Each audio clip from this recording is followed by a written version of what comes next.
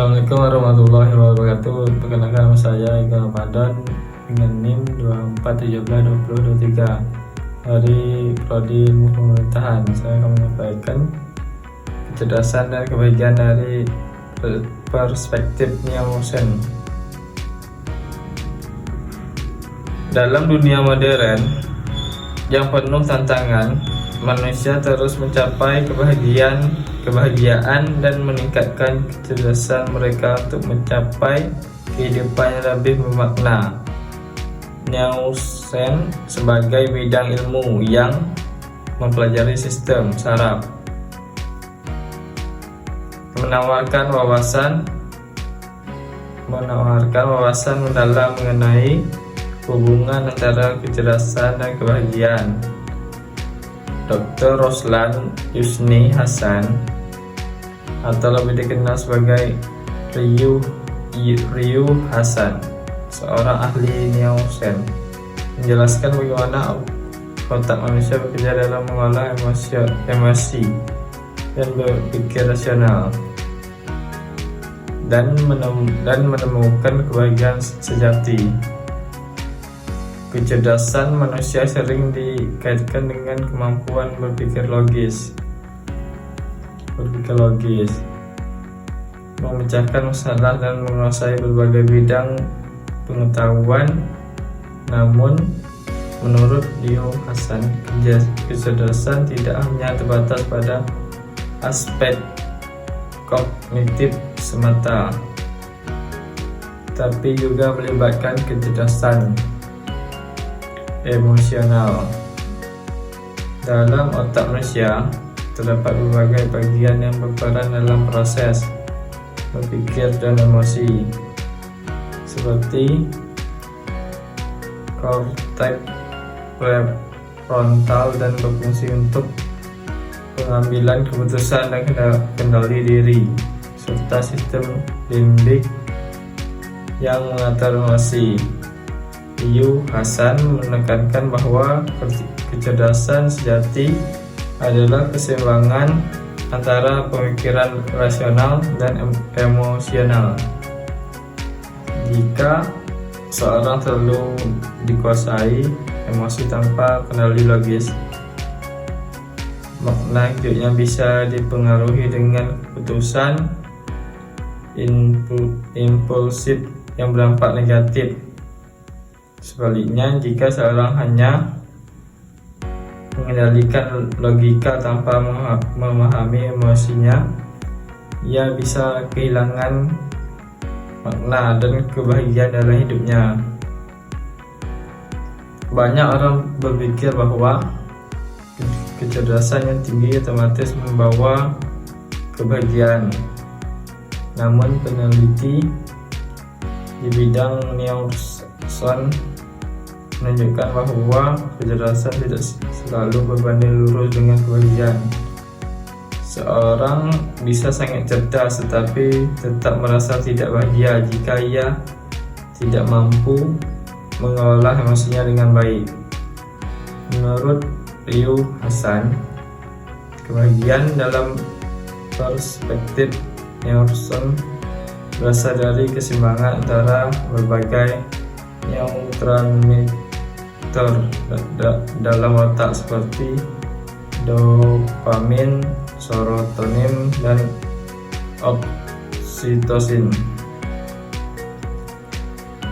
Dopamin berperan dalam memberikan rasa senang ketika seorang mencapai satu capaiannya.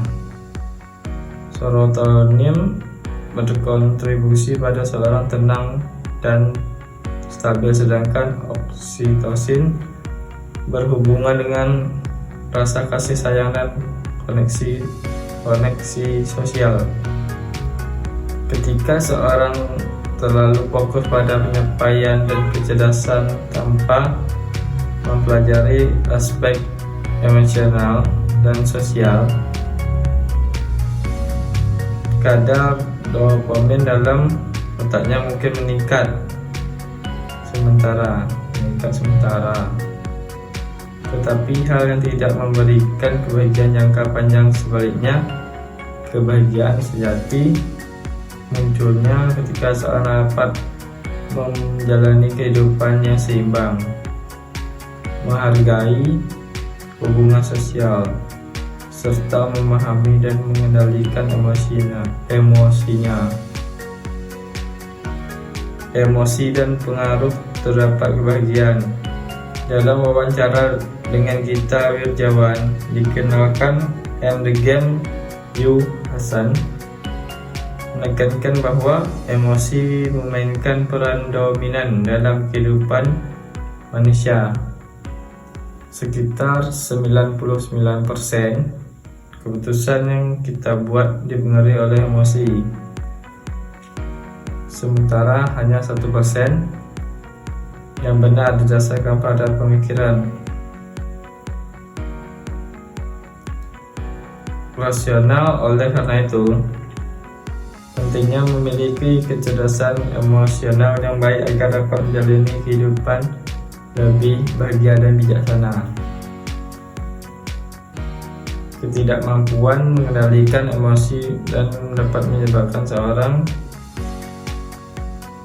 terjebak dalam pola pikir negatif yang berulang. Misalnya, seorang yang mudah marah atau stres akan mengalami peningkatan hormon kortisol yang dapat merusak keseimbangan kimiawi otak.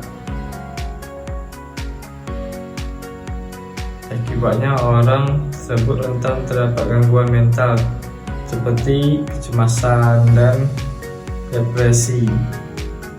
Oleh karena itu, memahami cara kerja emosi dan belajar mengendalikan adalah langkah penting dalam mencapai kebahagiaan.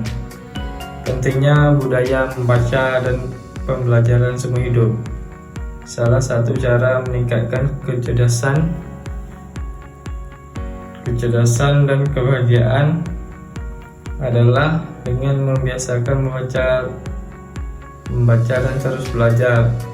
Yu Hasan menekankan bahwa membaca adalah aktivitas melatih otak untuk berpikir kritis, memperluas wawasan, serta membantu seorang memahami, belajar, dan perspektif dalam kehidupan.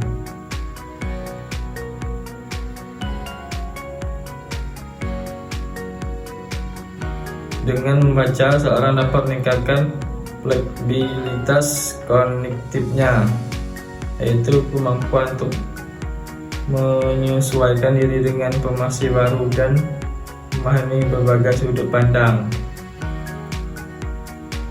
Hal ini dapat membantu seorang dalam mengambil keputusan yang lebih baik dengan mengadakan tantangan hidup dengan lebih tenang. Selain itu, pembelajaran seumur hidup juga berperan penting dalam menjaga kesehatan otak. Otak yang terus digunakan untuk berpikir dan belajar cenderung lebih sehat dan lebih lambat mengalami penuaan. Dengan demikian, seorang yang terus belajar akan lebih mampu menyesuaikan dengan perubahan zaman dan tetap merasa bahagia karena terus menemukan makna dalam hidupnya.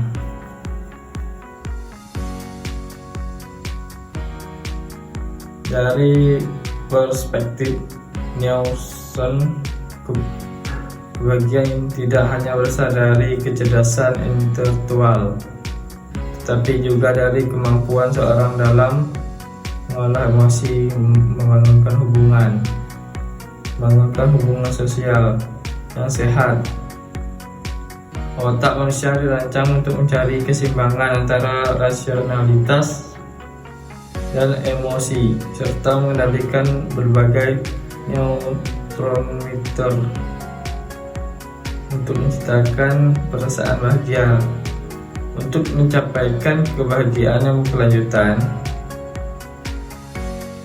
seorang memahami cara kerja otaknya, meningkatkan kecerdasan emosinya, dan mengembangkan kebiasaan positif seperti membaca dan belajar.